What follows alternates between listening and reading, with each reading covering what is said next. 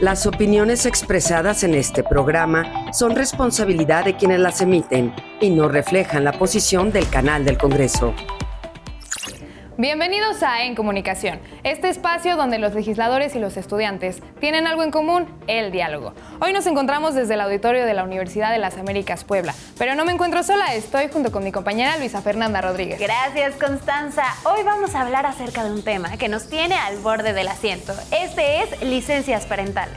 Y si tú quieres saber qué tiene el panel que comentar junto con los estudiantes de la Universidad de las Américas Puebla, pues quédate con nosotras, que estás en Comunicación. Y esta también es tu conversación.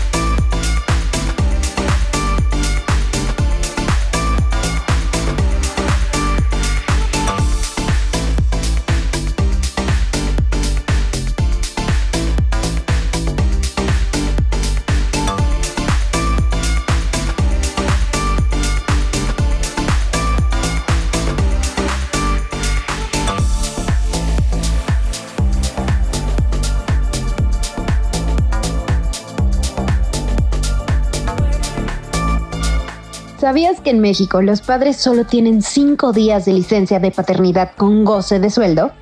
Está en la Ley Federal del Trabajo, específicamente en el artículo 132, y aplica tanto por nacimiento como por adopción. 5 días, mientras que las madres tienen alrededor de 12 semanas de licencia. La diferencia es enorme, y aunque suene poco, este derecho es relativamente reciente. Lo importante es que ya hay intentos por cambiarlo. En 2023 se aprobó en la Cámara de Diputados una reforma para ampliar la licencia a 20 días e incluso 30 en casos complicados. Pero ojo, aún no entra en vigor porque falta la aprobación final. Además, hay desigualdad dentro del país. Algunos estados o instituciones públicas ya dan más días. Por ejemplo, hay casos de hasta 45 o incluso 60 días dependiendo del estado. En México, la licencia de paternidad existe, pero sigue siendo corta y desigual. Y eso abre una pregunta. ¿Realmente estamos avanzando hacia una corresponsabilidad familiar? Muchas gracias por continuar con nosotras aquí en Comunicación, este programa que le brinda a los legisladores y a los estudiantes algo en común, el diálogo. Aquí estamos desde el auditorio de la Universidad de las Américas Puebla, en la sede de Ciudad de México, y además no me encuentro sola, está conmigo mi compañera Constanza Ramírez. Bienvenida, Cons. Muchas gracias, Luisa, por la presentación. Y bueno, el tema de hoy son las licencias parentales. ¿De qué trata? De eso vamos a hablar con nuestros invitados, que son la senadora Amalia García de Movimiento Ciudadano, la diputada Laura Ballesteros de Movimiento Ciudadano y la doctora Laura Romero, maestra de la UDLAP. Bienvenidas, muchas gracias por estar aquí con nosotros. Y para abrir la conversación quisiera preguntarles, ¿creen que las licencias parentales son un derecho para los padres o para el menor? Bueno, en primer lugar habría que decir que son un derecho tanto para los infantes como para los padres. Y cuando hablamos de licencia parental, ¿de qué estamos hablando? Estamos hablando de licencias para los padres varones, porque hemos conquistado desde hace tiempo las licencias para las madres, porque hay una idea que ha circulado a lo largo de milenios de que las responsabilidades de cuidados de las hijas y los hijos debe ser y es responsabilidad exclusivamente de las mujeres. Y con las licencias parentales lo que estamos planteando es que los cuidados tienen que ser compartidos por los padres varones, por las mujeres, por la sociedad, por el Estado, por la comunidad, por los empleadores. Es decir, que esa enorme tarea que sostiene la vida, porque es un trabajo que sostiene la vida cotidianamente, tiene que ser reconocida como tal, y de lo que se trata es de que compartan esa gratísima e importantísima responsabilidad de cuidados también los padres varones. Sí, y vemos que en otros países hay licencias que llegan hasta los 14 días o inclusive hasta meses de pagos hacia los padres varones. pero ¿por qué en México seguimos con una licencia de apenas 5 días para justamente estos, como mencionabas? Aún estamos arraigados a estas raíces de que la madre debe ser la portadora de la crianza de los menores, o también ya nos estamos abriendo a la posibilidad de que sea una crianza compartida. Yo creo que aquí se interseccionan muchas de las dolencias que tiene nuestro país en materia de derechos. O sea, por un lado, es un país al que le cuesta mucho trabajo otorgarle días de descanso a las y los trabajadores mexicanos. Venimos de una deuda de un siglo, por ejemplo, con la disminución de la jornada laboral, que apenas se pudo lograr las 40 horas, pero las mandaron hasta el 2030. O sea, incluso ahí hubo un regateo cuando llevamos un siglo de atraso. Ahora que viene el Mundial, por ejemplo, 1970, el primer Mundial de México, adivinen cuántas horas trabajábamos en aquel momento. Más de 48. Este es el tercer Mundial. Estamos en el 2026. ¿Y saben cuántas horas sigue trabajando los mexicanos? Más de 48. Entonces, esa deuda es clara. El descanso se regatea. El descanso sigue siendo un privilegio para las y los mexicanos. Y creo que justo la reivindicación viene desde un lugar en donde los derechos tienen que ser inalienables, irrenunciables, y tienen que estar directamente vinculados también con las victorias laborales ganadas. Ahora, cuando entramos a la cancha de los cuidados, no nada más hablamos de derechos laborales, porque desafortunadamente cuando las tareas de cuidados no están repartidas de manera equitativa entre hombres y mujeres, como sucede en México, que es una lucha que la senadora Amalia García ha enarbolado toda su vida, cómo hacemos un sistema nacional de cuidados como el corazón, la columna vertebral de la igualdad en nuestro país, pues las mujeres no pueden ni siquiera regatear sus derechos laborales porque no trabajan, porque están atrapadas en una labor de cuidados inequitativa. Ahora que viene el Día de las Madres, yo les decía, pues no regalen una licuadora, pero ya ni siquiera me voy a meter estas profundidades. Métanse, por favor, a repartir las labores del hogar. O sea, quieren darle un regalo a las madres mexicanas que sostienen y que los han sacado adelante, hagan una repartición del trabajo equitativa. Entonces, justamente por ese regateo de los días, pues entra entonces los derechos de las mujeres, ¿no? Que inequitativamente siguen estando cargando con las labores de cuidados. Lo hacemos en la ciudad también, la movilidad de cuidados. Entonces empezamos a arrastrar una serie de infraestructuras, tanto laborales como urbanas, en mi caso, que es mi área de especialidad, que no están diseñadas para el futuro. En Suecia, por ejemplo, hay 1 año de licencia parental. Es y la toma el padre o la madre, o sea, entre ellos deciden, toman un acuerdo y ellos deciden. Si va a ser el padre o va a ser la madre el que se lo tome. Y entonces empiezan a conformarse otras maneras también de acuerdos familiares. Yo profundizaría diciendo tu primera pregunta también. Yo creo que la licencia de los papás, que ya se logró por Movimiento Ciudadano que sean 5 días y que ahora se está buscando que sean 12 o más, es una batalla ganada para las familias mexicanas. O sea, es en general para sostener un núcleo que necesita que todos participen en ese trabajo, ¿no? Muchas gracias, diputada. Hablamos claramente acerca de una desigualdad hacia los padres en este caso, porque estamos hablando de 16 semanas contra 5 días. ¿Actualmente existe alguna iniciativa concreta que exista para eliminar esta brecha y esta desigualdad que existe entre las temporalidades que se les otorgan a las madres o a los padres? Sí, claro. Aquí la doctora seguramente comentará, pero hemos presentado una iniciativa Movimiento Ciudadano en el Senado de la República para modificar varios ordenamientos, la Ley Federal del Trabajo, también la de la seguridad social, la seguridad de los trabajadores del Estado. Es decir, lo que queremos es que quede establecido como un derecho de las infancias el que puedan ser cuidados por el padre o por la madre, pero incorporando en esta iniciativa, cuando hablamos de parentales, no solamente a las madres, sino a los padres, y que tenga una extensión que permita que no solamente se les cuide, sino que haya una convivencia. Cuando uno recuerda a quién lo cuidaba de niño, aquí hay muchos jóvenes, quienes los cuidaban, seguramente piensan en su madre, la mamá. Bueno, queremos que los padres se incorporen, porque no hay razón por la cual el hombre, el varón, no pudiera estar también cuidando. Esa capacidad y esa cualidad para cuidar debe compartirse entre ambos, pero no solamente. También hemos dicho, sí, las licencias parentales, pero que el Estado se haga cargo de que es tan importante porque reproducimos la vida cotidianamente. Si no, lo que sucede, también como lo hemos señalado, la responsabilidad es casi solo de las mujeres. Y entonces, cuando hay que cuidar una mujer, y están los datos, tiene que dejar de hacer otras tareas, otros trabajos. El 70% de las mujeres que renuncian a un empleo, y sobre todo que hay muchas jóvenes y seguramente van a enfrentar esto en su vida muy pronto, 70% de quienes renuncian a un trabajo asalariado, de las mujeres, lo hacen para cuidar. Tienen que regresar a cuidar a los pequeños, a cuidar a un familiar enfermo, a una persona con discapacidad, a un adulto mayor. Y entonces, ¿esto qué significa? Que las mujeres dejan de tener un trabajo con prestaciones sociales, un trabajo que le garantice tener condiciones para acceder a una vivienda, para tener atención en su salud, pero incluso para tener posibilidades en el futuro de una pensión, porque no tuvieron un trabajo asalariado formal, porque regresaron a cuidar. Claro, hablamos casi de una gran bola de nieve que arrastra muchas cosas. Al no tener a los padres o madres al cuidado de los niños, hablamos acerca de que impactamos directamente la salud pública, la educación y el cómo se sostiene una civilización completa. Porque hablamos de un niño que no puede sentir el calor de su tribu, va a terminar quemando la aldea para poder sentir el calor de la misma. ¿O no, Constanza? Claro que sí, Luisa.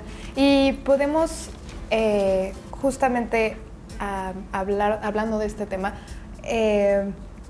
dentro de las familias que son homoparentales, ¿cómo aplicaría esta ley? O sea, por ejemplo, si son dos mujeres, ¿aplicaría las mismas 16 semanas? O si son dos hombres, solamente aplicarían 5 días para cada uno. ¿Cómo sería este proceso? ¿Quién guste contestar? Bueno, adelante. A mí me gustaría un poco también volver a la base del argumento, ¿no? Sí. Que es la propia idea de familia.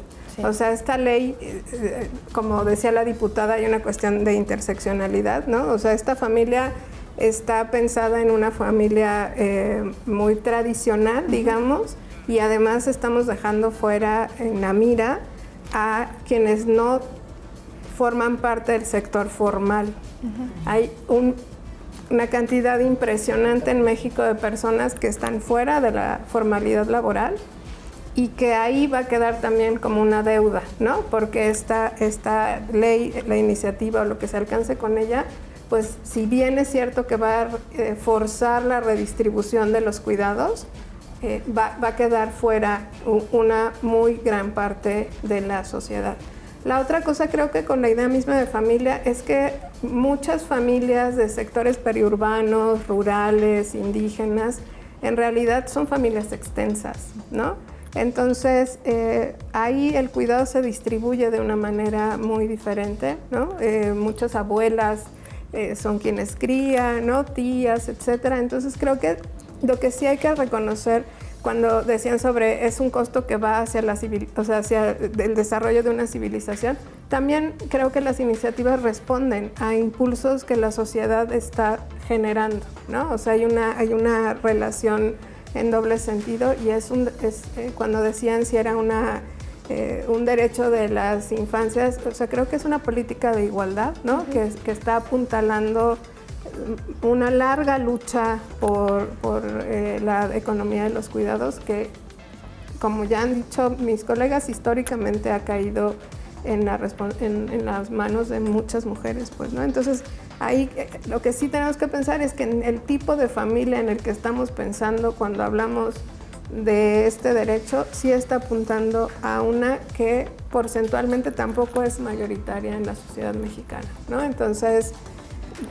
digamos que habrá que resolver también lo que pasa con las otras formas de familia que en México están por todos lados, pues, ¿no?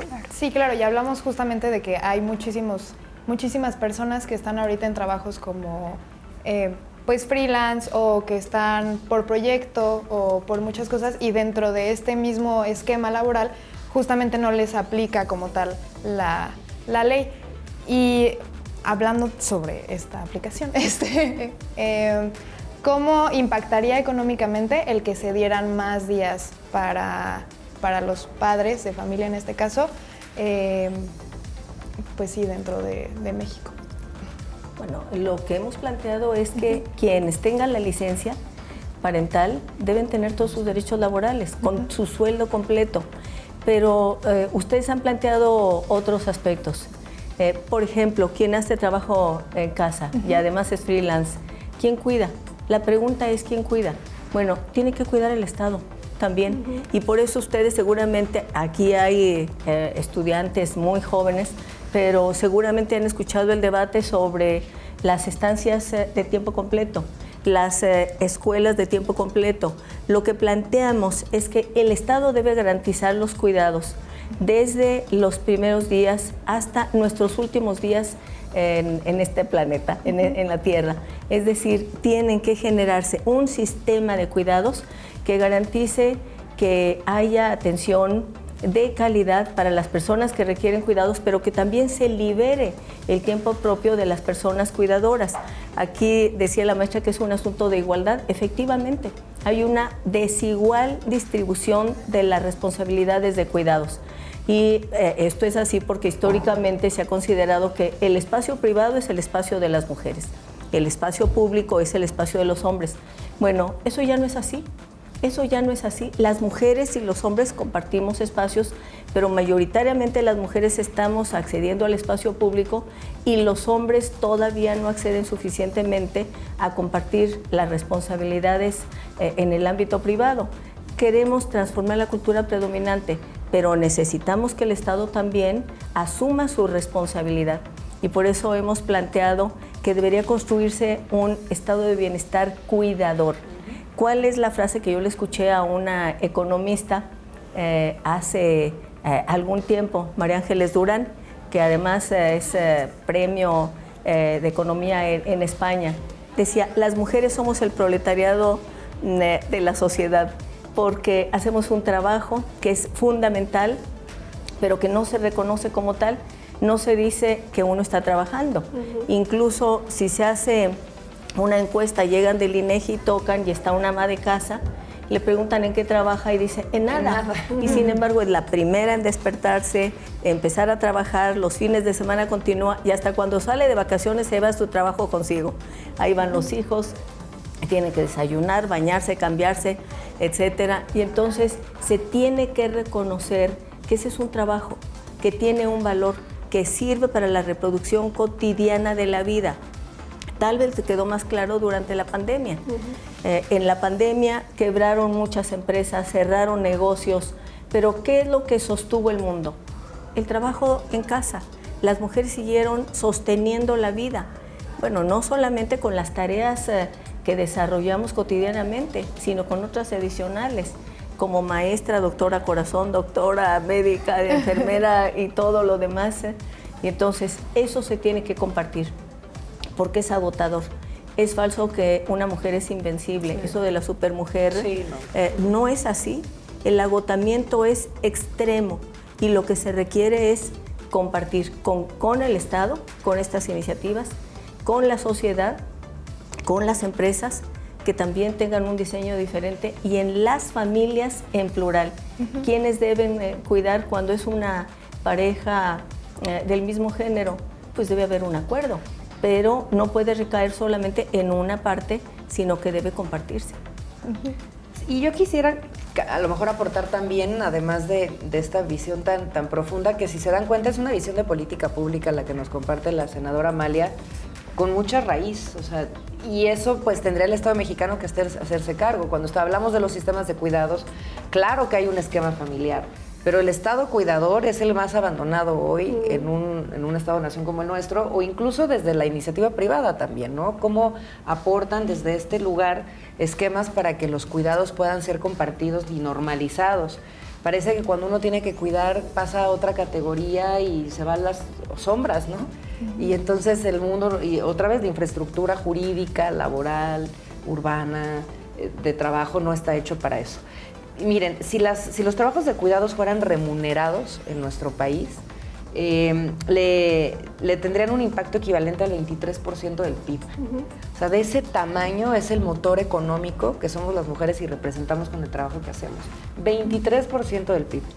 Y en esta brecha de género estamos trabajando las mujeres que solo se dedican a las labores del hogar, no porque sea poco, sino no hacen otro trabajo más que ese, le dedican más de 41 horas a la semana.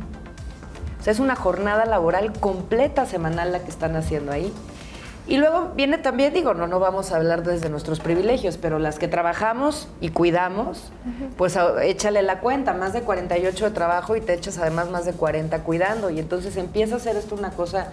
Hace poco me decía Maynes en una visita que hicimos a otra universidad, me decía, bueno, pues ahora ya empieza tu trabajo, porque traía yo a mi niño, porque nadie lo podía recoger, y tuve que recoger yo a las 3 de la tarde, y ahí lo traje toda la tarde, ¿no? Entonces me dijo, bueno, y pues ahora cuando acabó la cosa a las 7 de la noche, va a empezar tu hora de cuidados. Le dije, no.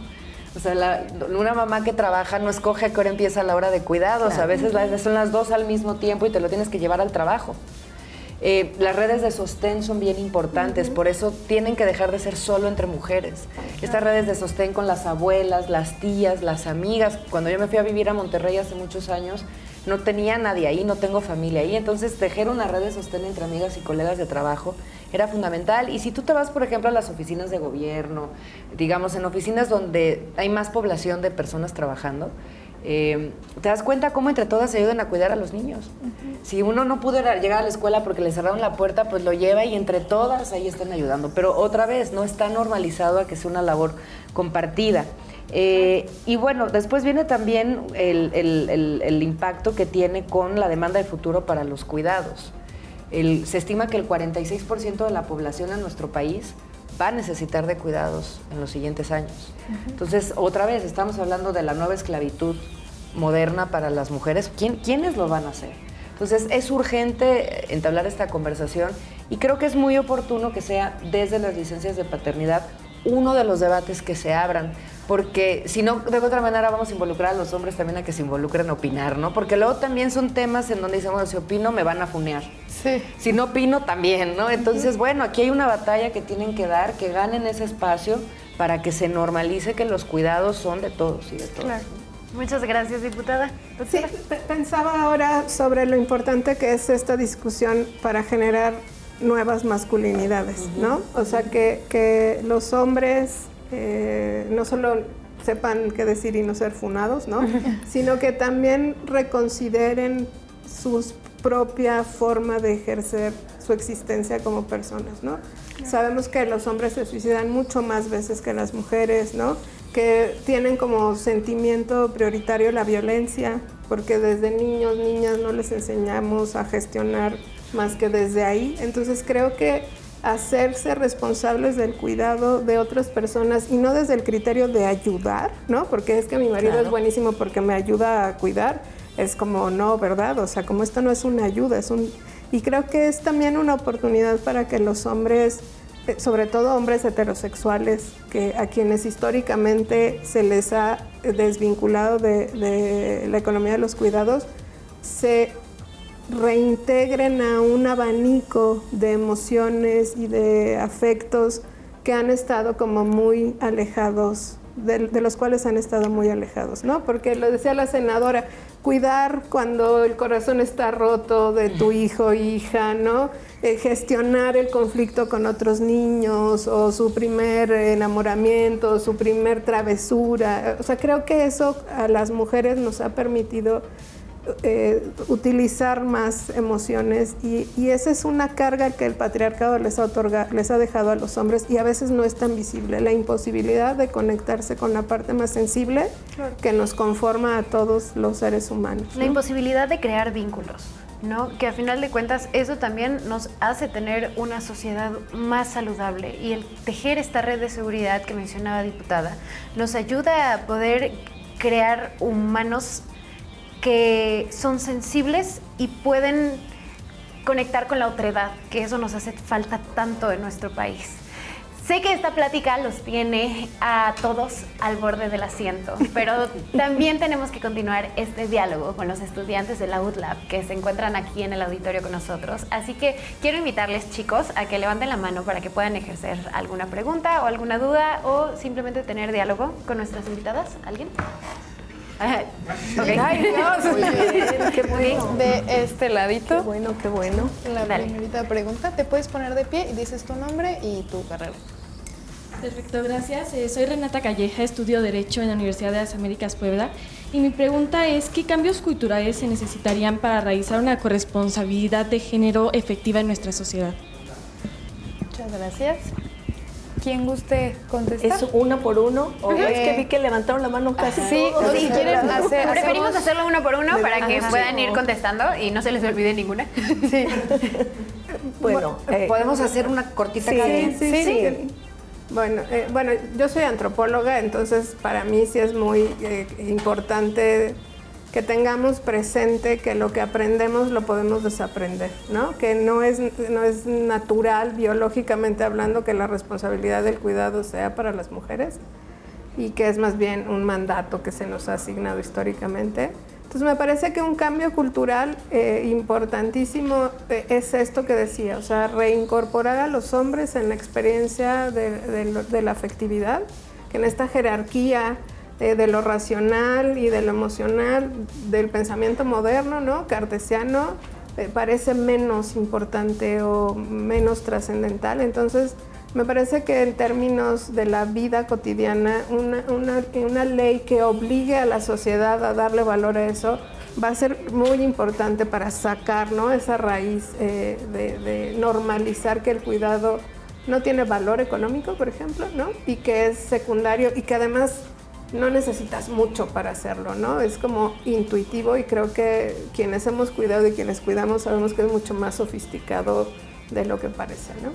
Muchas gracias. Sí, no, a mí me parece formidable el que se haga esta pregunta, porque creo que, y aquí hay muchos jóvenes, cuando los hombres no se incorporan a los cuidados, se están perdiendo una parte muy importante de su capacidad de desarrollar emociones y tener ese vínculo afectivo que nada lo sustituye. Cuando pensamos en la posibilidad de cargar a un bebé, de ver que da sus primeros pasos, de que camina, cuando se cuida a un adulto mayor, a un abuelo, a un padre, el afecto que eso significa y la transformación, yo creo que necesitamos tomar en cuenta que vivimos en una sociedad que tiene grandes heridas. Estamos en una crisis civilizatoria, con violencias terribles. ¿Cómo vamos a enfrentar eso? Y lo que hemos dicho en el ámbito público, en el ámbito legislativo, es que no coincidimos en que todo tiene que ser desde la visión del punitivismo. No todo es te vamos a castigar y entonces vamos a poner más penas para que no lo hagas. No, lo que queremos es que no se haga en principio algo que pudiera lastimar. Y entonces tenemos que transformar la manera de conducirnos en la sociedad, en el tejido social, desde las familias, poniendo en el centro la posibilidad de compartir. Pero además, efectivamente, el trabajo en casa es un trabajo, no es una tarea, es un trabajo que tiene un valor. Y yo quiero, aquí haciendo un corchete, poner en el centro la importancia de la Organización de Naciones Unidas para poder destacar que estos derechos se conviertan en compromiso de los gobiernos.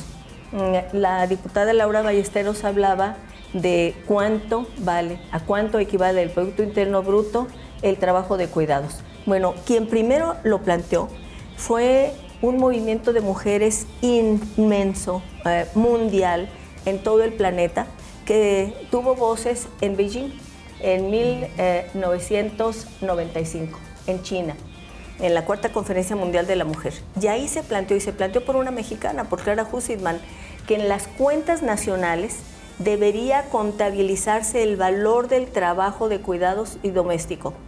Y claro, se aceptó, todavía con resistencias, y entonces se dijo, bueno, que en las cuentas satélite nacionales se contabilice a cuánto equivale el trabajo, cuánto valor tiene en el Producto Interno Bruto. Ahora ya se mide, el INEGI lo mide y sabemos que equivale en México al 23% del Producto Interno Bruto, es decir, es un trabajo que tiene valor, que sostiene la vida, que permite la reproducción cotidiana de la fuerza de trabajo, pero más allá de estos datos económicos, regresando a lo que planteabas, es muy importante subrayar las relaciones humanas, lo que significa en la relación humana. Y tradicionalmente, más en el pasado, pero todavía se dice, es que si eres un hombre no debe llorar, un hombre no debe mostrar sus sentimientos. ¿Y por qué no? Si es la parte más espléndida de un ser humano, el que se puedan mostrar los sentimientos. Y yo incluso lo hemos comentado, cuando hablamos de los derechos de las mujeres, creo que cada vez más debemos hablar de ello junto con los hombres. No las mujeres aparte hablando de nuestros derechos, sino hablando de los derechos de las mujeres y de los hombres y de los jóvenes. Y entonces, ¿cómo verlos como derechos humanos? Muchas gracias, senadora. Diputada, dejaremos su respuesta para el siguiente bloque, así que los invito a que no se despeguen de En Comunicación, porque recuerda que esta también es tu conversación.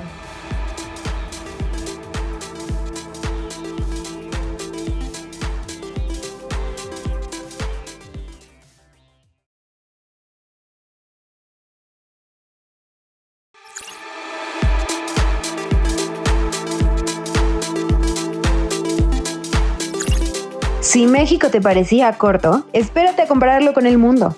Por ejemplo, en América Latina, países como Colombia, da alrededor de 14 días de licencia de paternidad, mientras que en Argentina apenas son 2 días. Y en Chile son 5 días, prácticamente igual que en México. Pero el contraste fuerte está en Europa. Hay países donde los padres pueden tener semanas o incluso meses de licencia pagada, promoviendo la crianza compartida desde el inicio. En cambio, en Estados Unidos ni siquiera existe una licencia de paternidad obligatoria pagada a nivel federal. O sea, México no es el peor, pero tampoco está entre los más avanzados. Y aquí viene lo importante. Estas políticas no solo benefician a los padres, también ayudan a reducir la carga en las mujeres, cerrar brechas laborales y mejorar el desarrollo de los hijos. Porque al final, la licencia de paternidad no es solo un permiso, es un paso hacia la igualdad. Gracias por seguir con nosotras aquí en Comunicación, este espacio que le brinda a los legisladores y a los estudiantes algo en común, el diálogo. Seguimos aquí desde el auditorio de la Universidad de las Américas Puebla, hablando acerca de licencias parentales. Constanza, nos quedamos con una pregunta sin responder. ¿Cuál fue? Sí, trataba sobre qué cambios culturales son necesarios para justamente la corresponsabilidad familiar dentro de nuestro país. Y nos iba a contestar la diputada Laura Ballesteros, entonces adelante. Claro que sí. Renata, bueno, ya hemos dicho lo buena que es la pregunta porque es bien profunda y yo quisiera nada más quizás como decir 2 aspectos para complementar a mis compañeras. Primero, por el bien de México, primero las niñas y los niños. Creo que eso es algo que debemos de tener como un concepto transversal del futuro y del país que queremos. Por eso esta iniciativa y todas las que orbitan alrededor del bienestar supremo de la niñez tienen que ser prioridad. Y hoy en un país en donde está todo tan revuelto y las crisis explotan por todos lados, los niños siempre terminan quedando en un segundo plano y las niñas porque no votan, ¿no? Porque pues si no nos va a rendir esto en la urna, como para qué, no se les toma en cuenta. Entonces creo que ahí hay una ventana de oportunidad muy grande cuando hablamos de cambiar patrones culturales hacia el futuro. Tiene que haber una atención especial hacia la niñez. Por ejemplo, en los países nórdicos tienen clases ya desde muy pequeños de empatía. Desde muy pequeños, 3, 4 años, tienen ya como parte de la currícula académica de acompañamiento clases de empatía, en donde esta parte de las emociones y el manejo de las mismas y sobre todo el aprovechamiento se vuelve algo fundamental y cómo estar en el lugar del otro también. Ayer mi niño llegaba con un ejercicio de la escuela, tiene 6 años, y tenía, el ejercicio decía, las emociones que me cuidan. O sea, el manejo que dan ya a cómo trabajar y cuidar de las emociones ya no son las que me estorban, las que no me permiten avanzar, las que me hacen parecer una loca enfrente de todos, ¿no? Que tiene que ver también con el sexismo y tiene que ver con el patriarcado. Una mujer fuerte, decidida es una mujer mandona, ¿no? Una mujer neurótica. Sí. Entonces, pues estas emociones que te cuidan es bien importante para las niñas y los niños desde muy chiquitos. Número 2, creo que también es muy importante el tema de los roles. Y también en este sistema educativo nórdico, que me acerco mucho a esto porque creo que son los más pioneros en las cosas importantes hacia las nuevas formas de educar hoy por hoy, y hacen también clases de roles, o sea, y entonces se revuelven y los ponen a hacer cosas que naturalmente en su cultura están asignadas a mujeres o a hombres, ¿no? Y los intercambian, entonces empiezan a tener ya pues una concepción de la cosa muy distinta desde las infancias. Ahora, para la adultez, pues yo creo que todo va cambiando dependiendo también la etapa de vida, ¿no? Nosotras nos enseñaron hace muchísimos años en un Inception muy patriarcal que pues te tenías que buscar un proveedor, ¿no? Entonces digo, la verdad, todas con los ojos muy abiertos, porque si te vas a buscar un proveedor, te vas a buscar a alguien que busque ahí también mandar y dominar, o sea, porque al final pues hay una estructura de dominancia a través de la dependencia económica que va a suceder. Yo escuchaba a Gina Díaz Barroso, por ejemplo, que tiene Dalia Empower, que pues fantástica también con todos sus coacheos, y decía, búsquense un compañero de vida, un socio de vida. Y entonces uno empieza, y ellos también, búscate una socia de vida, no busques quien te vaya a cuidar a tus hijitos nada más, porque entonces otra vez el patrón, y cada quien decide, pues, o sea, las libertades ante todo. Pero mi punto es, pues, ¿qué vamos buscando? Entonces, desde nuestros privilegios, porque podemos decidir, hay quienes todavía no deciden, las niñas madres a los 10 años, es decir, hay todavía unas crisis. México tiene esta disparidad en donde hay índices de desarrollo humano que se pueden comparar a los países nórdicos, y hay índices de desarrollo humano que están en los niveles de los países pues más necesitados en África, ¿no? Entonces, en estas disparidades, pues si hay privilegios y los puedes ejercer, decidamos bien también cómo construimos las nuevas familias, ¿no? Muchas gracias, diputada. Y vamos con otra pregunta de otra estudiante de la UTLAB. Sí, hola, bueno, gracias por este espacio. Mi nombre es Yersaín, estudio Relaciones Multiculturales, que igual la base es antropológica. Y bueno, mi pregunta va igual vinculada con lo que ya hemos tomado sobre la parte también de cómo se puede abarcar también parte del sector informal, y cómo también es un gran reto abarcar la parte cultural al momento de legislar, ¿no? De cómo enfrentan estos retos, cómo lo atacan, sobre todo cuando también existe toda una concepción en cuanto a la diferencia, por ejemplo, con las pensiones alimenticias, que a lo mejor sí se ven como algo más masculino, porque entonces el hombre sigue el rol de proveedor, mientras que con el de la licencia parental quizás se inclina más por una parte del rol más femenino, que es quizás concebido socialmente o culturalmente como algo más débil, como más del área de cuidados, y que solo le corresponde a la mujer, ¿no? Entonces mi duda es como qué tan lejos realmente estamos a que se pueda equiparar la extensión y el plazo de la licencia paternal con la de la maternidad. Gracias. ¿Quién quiera contestar? Pues si quieren vamos a otra ronda. Sí. Bueno, aquí creo que has tocado como un matiz muy importante, ¿no? Y que al final se relaciona y que tiene que ver con lo que también decía la diputada sobre el costo económico de cuidar. Sabemos que también hay muchas iniciativas, por ejemplo, Yasmín Esquivel ha impulsado una cuestión que tiene que ver con las pensiones alimenticias, ¿no? Que no pueden ser parciales, porque ahí hay un castigo a las madres en la evasión de esas pensiones, ¿no? Para seguir sometiendo económicamente a las madres, ¿no? Que además de cuidar, ahora hay que mantener, enfrentarse, le comentaba a la senadora, de la violencia institucional de madres buscadoras con quienes trabajo, ¿no? O sea, como en el caso de ellas, seguir buscando a sus hijos es una cuestión que recae sobre ellas de manera muy notable, pues, ¿no? Entonces, creo que sí, o sea, que la igualdad no se alcanza con un solo elemento, porque es una cosa que es como una madeja, pero que cada pasito implica ganar un poco de lugar, ¿no? Y que los y las legisladoras tienen que elegir sus batallas, porque hay tanto que sí, pero creo que sigue habiendo muchos recovecos donde la violencia patriarcal se sigue anidando y poco a poco habrá que ir haciendo visible que esas exigencias son legítimas y la ley es un elemento para hacerlas visiblemente y socialmente legítimas. Muchas gracias, doctora. Sí, tú hablabas de la pensión alimenticia y me parece muy importante. Yo creo que eso tenemos que verlo desde el ámbito de los derechos. Todos los derechos, queremos igualdad, pero igualdad de derechos. Y las infancias tienen derechos. Esa tiene que ser nuestra prioridad, decía la diputada, las niñas y los niños primero. Y eso debería ser un objetivo fundamental en nuestra sociedad, porque tenemos una situación extremadamente dura de violencias múltiples, no solamente en materia de alimentación, de escuela, de salud, sino las violencias que todos los días vemos. Y la falta de pensión alimenticia es una forma de violencia. Entonces, todos los derechos para todas y todos, igualdad de derechos. Pero las niñas y los niños tienen que ser nuestra prioridad. Ahora, ¿por qué la pensión alimenticia la hemos puesto como uno de los objetivos fundamentales? Porque es un acto de responsabilidad, es una obligación de la persona que debe dar la pensión alimenticia, y sí debe compartirse el cuidado y la atención de todos los padres, el padre y la madre. Sin embargo, en el caso de la pensión alimenticia hemos puesto además un foco especial en quienes quieren ser representantes populares.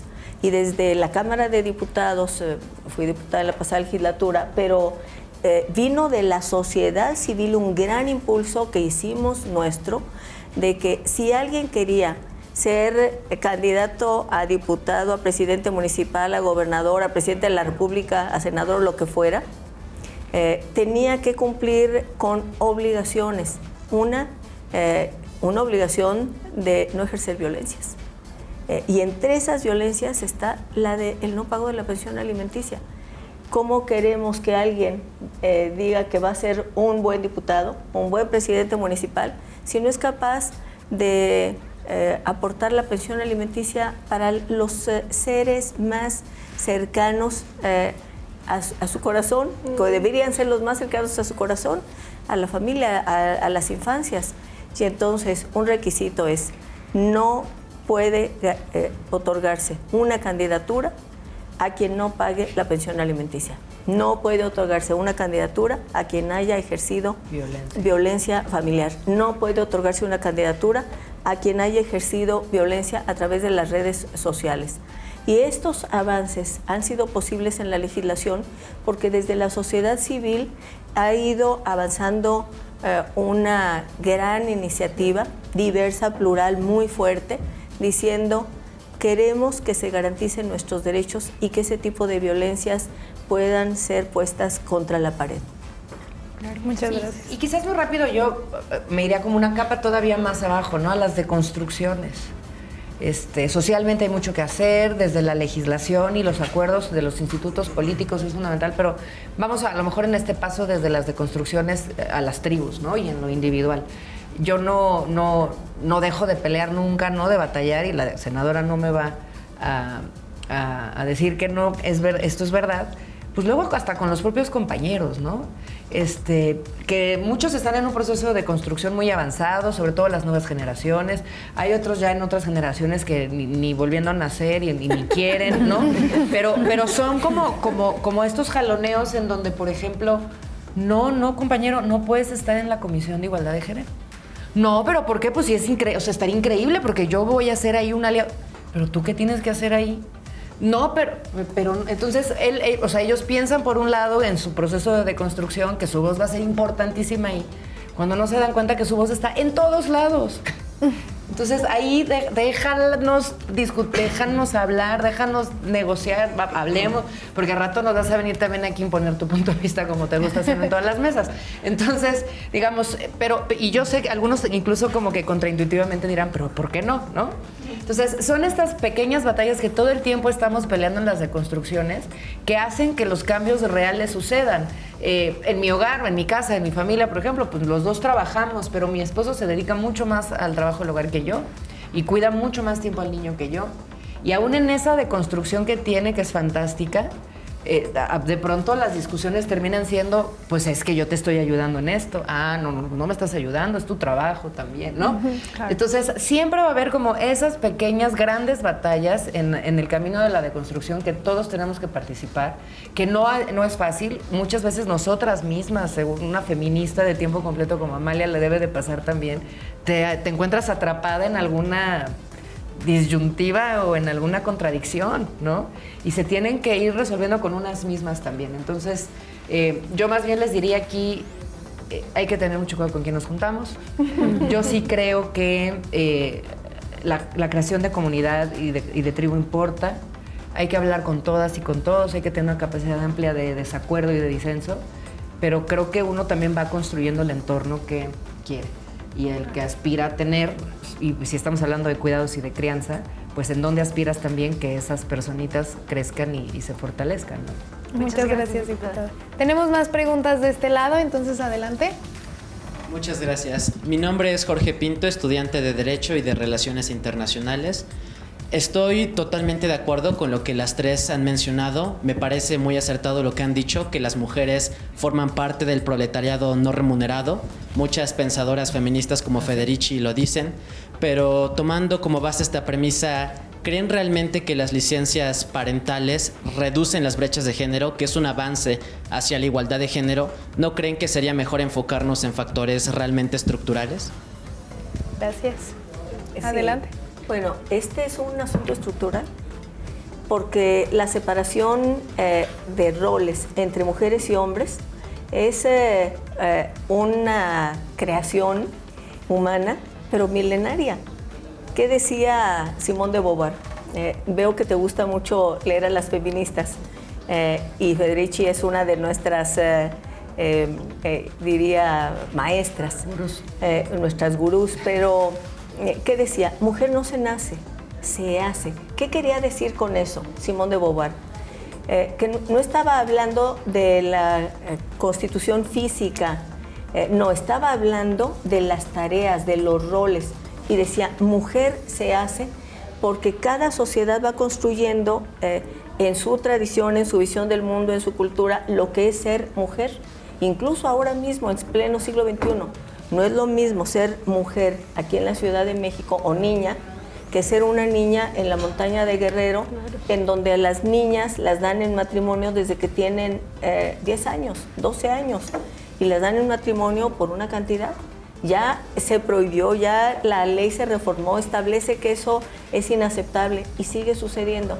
Entonces, es muy importante que lleguemos a la conclusión de que si este es un asunto estructural, de los cuidados en la casa le tocan a las mujeres y la tarea de sustento le toca a los hombres, deconstruyamos eso, lo deconstruyamos. Ya la realidad nos ha dicho que eso ha cambiado. Las mujeres están incorporadas en el mundo del trabajo, pero como sigue habiendo esta visión que separa, las mujeres están en condiciones más adversas que los hombres en el mundo del trabajo. Como lo comentábamos al principio, la mayoría no tienen un trabajo asalariado formal, y cuando digo formal, y tú que eres estudiante de Derecho sabes muy bien la importancia del trabajo formal, de tenerlo con todas las prestaciones, con un contrato que permita que tengas vacaciones, etcétera, etcétera. Las mujeres no acceden a eso porque regresan a cuidar o están cuidando. Y las que están de todos modos trabajando con un sueldo, en un trabajo asalariado con un sueldo, lo hacen en condiciones realmente precarias. Hace algunos pocos años hicimos un estudio sobre la Ciudad de México. ¿Quién cuida en la Ciudad de México? Y entonces, siendo la Ciudad de México uno de los lugares en donde hay más estancias infantiles, ¿qué es lo que encontramos? Que el 51% de los niños y niñas no tienen una estancia infantil. Y en zonas como Iztapalapa, donde hay una gran cantidad de madres que son jefas de familia, es decir, no hay otro proveedor sino ellas, ¿quién cuida? ¿Quién cuida? Es decir, la realidad nos dice que esos roles se han roto, pero no los derechos. Tenemos que garantizar que sean derechos parejos y compartir los cuidados garantiza que la mujer pueda acceder a un trabajo formal con todas sus prestaciones. Entonces, verlo desde la visión de que es un asunto milenario y que tenemos que cambiarlo para garantizar igualdad. Muchas gracias, Muchas senadora. gracias. Pensaba ahora también en esta pregunta, la igualdad no se va a alcanzar con una sola estrategia, ¿no? O sea, es la suma de muchas acciones y va a desnaturalizar cosas como pensar en la mamá luchona, ¿no? O sea, una cosa que se dice de manera como muy así, ¿no? Y que lo que está... Hasta marketing hay, claro, supermercados. Lo que está justificando es el abandono sistemático, ¿no? De la contraparte masculina. Muchas mujeres cuidadoras tienen pobreza de tiempo, ¿no? O sea, ahí no hay tiempo para el cuidado, no hay tiempo para el cuidado propio, porque ¿quién cuida a quienes cuidamos, no? Esto que decía la senadora es muy importante. Yo tengo un hijo de 8 años y algo que le he enseñado sistemáticamente es que no puedo con todo, ¿no? O sea, que esta idea de la supermujer y multitask es un mandato muy costoso. Entonces yo también coincido que estructuralmente hay que llegar el pozo es muy profundo, entonces hay que ir construyendo escalones y lo que va a desnaturalizar es la idea de que el cuidado es una responsabilidad femenina y eso está obligando de alguna u otra manera, ¿no?, a que los hombres y el sistema laboral permita a ellos también incorporarse al cuidado. Y pensaba en el caso del esposo de la diputada, ¿no? Esta deconstrucción a veces está sometida al escrutinio de la sociedad, ¿no? Porque qué tan hombre es un hombre que está asumiendo el cuidado y entonces también muchos hombres que genuinamente quieren colaborar se enfrentan a amigos, compañeros muy violentos, ¿no? Que cuestionan esa corresponsabilidad. Entonces yo creo que es como ir haciendo escalones a un pozo muy profundo. Muchas Y gracias. yo quizás nada más complementar muy rápido, o sea, a mí me gusta en estos debates para que ellos se metan, o sea, para que ellos también entren a hacer lo que les toca, ¿no? Porque si no, entonces resulta que la agenda de la igualdad y de los sistemas de cuidado, pues nada más nos toca a nosotras porque somos las primeras interesadas, ¿no? No, que le entren, que discutan, que lo logren, aquí los esperamos, que logren la licencia parental, como se logró hace unos años con Maynes, que fue el que presentó la licencia para los 5 días. Entonces yo creo que eso otra vez es muy bueno, es súper aplaudido, también les toca legislar, y creo que es estructural y también forma parte de una de las muchas estrategias que nos van a ayudar a tener un México nuevo. Y también creo que al final sí, el escrutinio es tremendo, siempre es como pobrecito y qué mal va a ella, pero pues al final logras ver que la crianza también se empieza a hacer mucho en colectivo, porque observas, por eso yo decía que es bien importante ver con quién caminas, porque empiezas a observar lo que Amalia también ya decía, en las escuelas las familias empiezan a ser muy distintas, empiezan a ser muy diversas, con acuerdos y reglas muy distintas, algunos con empleos fijos y legales, otros con empleos temporales o fuera de la norma, pues como la formalidad. Y entonces empiezas un poco pues a compartir también esos cuidados con esa misma tribu. Entonces yo lo que veo es de pronto pues hay una mamá que no puede recoger a una niña y pues hay un papá que puede recoger al suyo y otros 3 y se compara, o sea, es decir, estas dinámicas empiezan a ser ya mucho más del futuro que lo que creemos y la ley ya se quedó muy atrás, ¿no? Incluso Muchas preguntar, gracias. ¿Sí? aquí veo a muchos jóvenes varones y me da mucho gusto. Y la diputada Laura decía, las comisiones de mujeres es nuestro espacio. Bueno, en la Comisión de Igualdad de la Cámara de Senadores sí hay hombres. ¿Así lo lograron? Senadores, ¿no? Y lo apoyamos. Ahí está Luis Donaldo. Sí. Luis Donaldo Colosio y otros más, y dijimos sí. Y juntos esta iniciativa sobre licencias parentales las firmamos. ¿Por qué razón?